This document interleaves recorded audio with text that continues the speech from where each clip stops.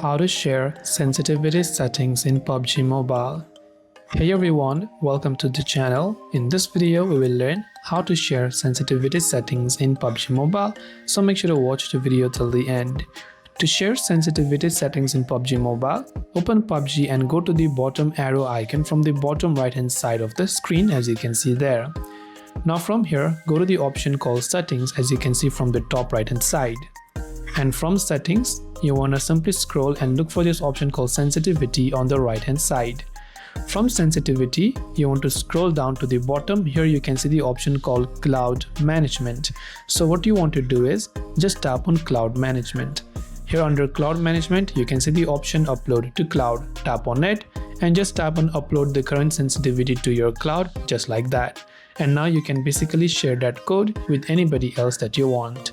This way you will be able to share sensitivity settings in PUBG Mobile. Hope this video helped you out. If you have any questions, feel free to leave them down. As always, thank you for watching and see you in the next video.